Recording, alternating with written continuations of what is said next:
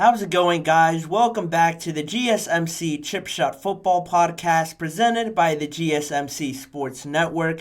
I'm your host, Manny Maradiaga, welcoming you into a new episode of this program. I have a lot of news stories with you guys here today regarding some things related to the Combine, or the Pro Day, I should say, with Marvin Harrison actually not deciding to attend his Pro Day yesterday.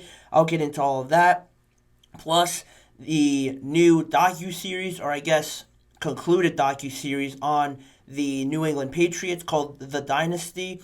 That finished up about 6 days ago, and I'm going to be talking about that and how some of the former players, Rodney Harrison and Devin McCourty, weren't such big fans of how it portrayed the team and all of that, legacy and storyline. I'll start off with that, and then later on in the show, I'll talk about the comments RG3 made about Caleb Williams towards the beginning of this week and, saying how he shouldn't be drafted by the Bears, how he should tell the Bears that he doesn't want to be drafted there. It's been a few days, but I haven't really given my opinion on it, so I'll be doing that. And to wrap it all up, I'll be talking about the Cowboys and Stephen Jones and him giving some sort of reason why he hasn't, or I should say the Cowboys haven't been so active in free agency and why they haven't made any moves like all their fans and people in the media expected them to. All of that coming up on today's show. And before I jump into the chip shot story, I wanted to remind you guys, as I always do, if you have any questions, any comments that you want to leave me during this live show, to please use the tip and donations link at GSMCPodcast.net. Let's just make sure I'm able to see your question pop up here to my right on the chat box, and I just think it makes it more fun having a conversation potentially, or just answering any of your questions that you guys may have. So again, the tip and donations link is gsmcpodcast.net. It's always a big help for this show and all the shows across the network. We always appreciate it greatly anytime anyone who's watching is able to do that. Going back now to the first segment, the chip shot story, as always, I'll dive into that topic I had about the New England Patriots and the docu-series that came out this year. It actually dropped on February 16th this year, and I think they had a show come out every 2 weeks, if I'm not mistaken, leading up to the conclusion that finished up on March 15th. So it just ended recently, about like a week ago, really, and it basically followed all the journey, the legacy, talking about the Patriots and how they went from, an organization that really didn't know too much success before the arrivals of Bill Belichick, Tom Brady, and you know how the story goes, right?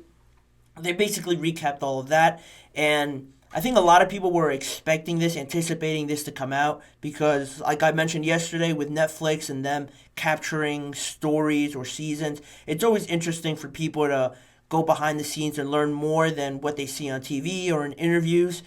And the way that this was portrayed, I think people had an expectation of what it would be like, and I think a lot of people were left a little bit disappointed with the result, specifically to former players Devin McCourty and Rodney Harrison. They were actually part of the docu-series. They answered questions, gave their insight, some stories as well. And after they were released from, all their duties they did with production, they were able to see the whole thing in its totality, and they were left pretty unsatisfied. They actually talked about it, I think, a few days ago now.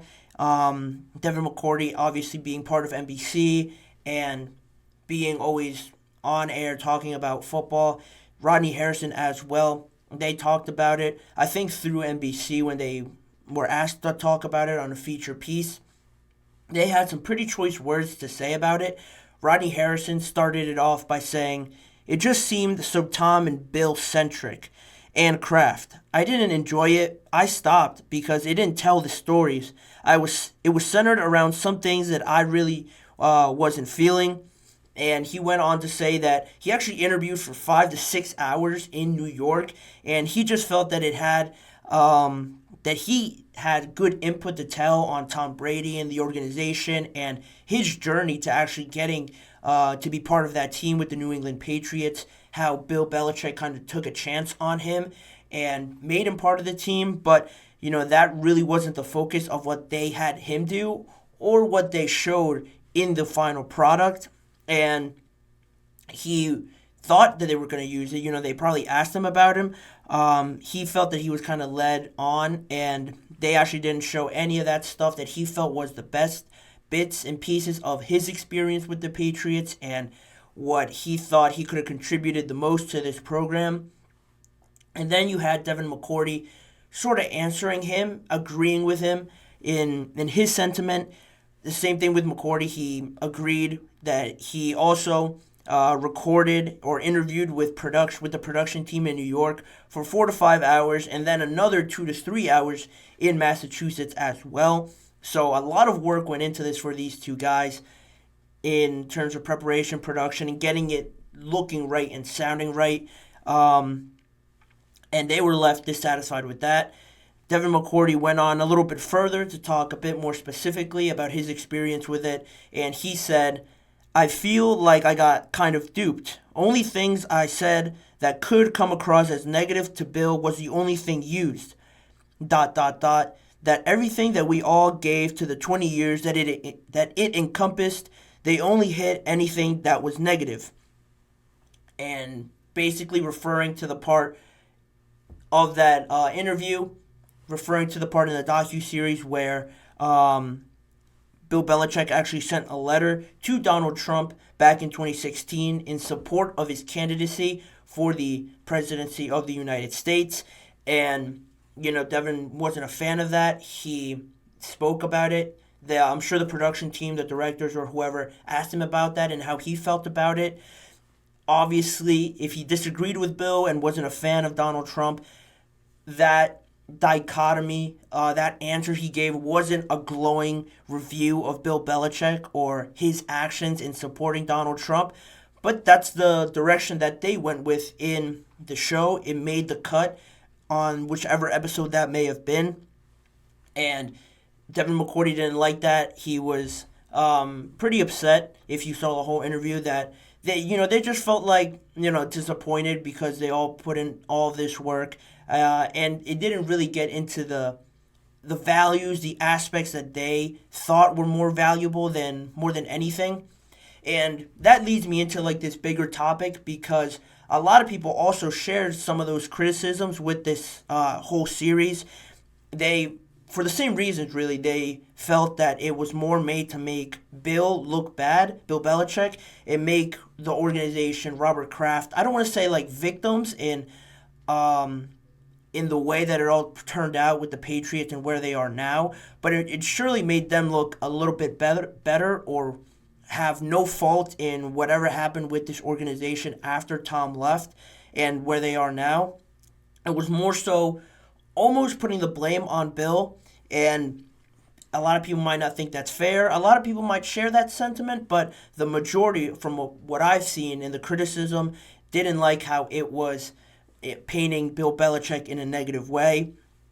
One thing that I thought that I had no idea about, that Devin McCourty mentioned, he mentioned a story where Devin told a story to the locker room while they were playing, obviously, and Bill was in attendance in a team meeting or something like that, and he shared a story about this guy who has been in prison for 28 years, and that he was wrongfully convicted. And, he told a story how he should be free, how he wanted him to be out. And Bill Belichick was one of the first people to say, what can I do? What can I do to help? How can I influence people, or who do I have to talk to get this guy out if he is proven to be innocent? And he was proven to be innocent because it did happen.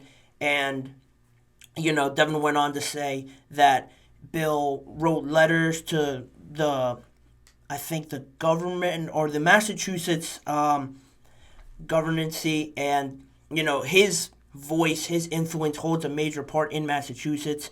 So with him on board, on top of, I'm sure, all the other players on board as well, they got him out. And they never really mentioned that in the docuseries at all. Devin, obviously, that's a crazy story for a coach to be taking part in that. And just going off of that as well with Bill Belichick in doing that now. I think it plays into how people view Bill Belichick now as well. He doesn't have a job right now, and he's arguably one of the best coaches in the entire history of the NFL. And I think, I'm not saying the docuseries is the reason he doesn't have a job, but that painting him in a negative light, the way things ended in New England with him getting dismissed, not coming back to the team, I think a lot of people would just put the blame on Bill Belichick.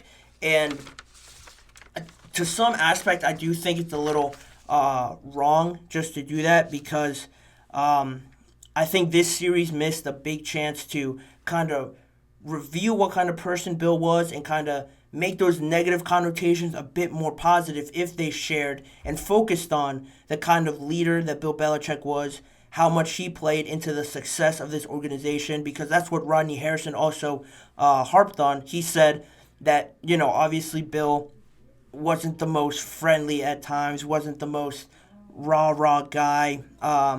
If you were to compare him to like a Mike Tomlin or something like that, or a Dan Campbell, he wasn't really like that, but he went on and concluded it all with saying, without a doubt, he wouldn't choose anybody else to have coached that team, and that it was more so to make him seem to be the one at fault for how it all went down, essentially, after all these years. And if you want to look at it from the other side of this whole docuseries, the more technical side, is there time available if you want to go through it? Because it is 20 years of stories. I don't think you'd have enough time, essentially is what I'm trying to say, in the 6 or 7 episodes that they had. Something had to be cut, and unfortunately it was that. Some people will be left with a bad taste in their mouth with how they talked about Bill Belichick, or if they don't share those same sentiments. But unfortunately, sometimes that is what people want to hear, the slander on Bill or Tom potentially in that series. I haven't had a chance to watch it, but sometimes, unfortunately, the slander and the bad stuff, the dirty news is what sells and what attracts people, and it is what people want to see. So that part is unfortunate, and it looks like these guys were left unsatisfied with how it turned out, and a lot of people did as well. I haven't had a chance to watch it, like I mentioned, but if all this is true and, it did turn out that way, I think it is unfortunate that it turned out like this, and people aren't really able to see all these other positive stories that I think this series on Apple TV had a chance to really enlighten people on, but they weren't able to do so. Focus more on the negative side of it and bad decisions that Bill Belichick took, and just run with that. So if you haven't had a chance to check it out, I'm sure it is interesting to still see, so make sure you go do that. I'm probably going to do that to really see what these two are talking about. But anyway, in saying that, I will wrap that segment up there, and I will leave it there and transition into the first break of the show. And when I come back, I will be talking about the comments RG3 made on Caleb Williams, suggesting and advising him to actually pull an Eli Manning back when he did it in 2004 and tell the Bears to not draft him. I'll tell you all the reasons why he said that, and if it does hold a bit of truth in the advice he's giving out to Caleb Williams. So all of that, plus a lot more stories to get into, coming up right here on the GSMC Chip Shot Football Podcast.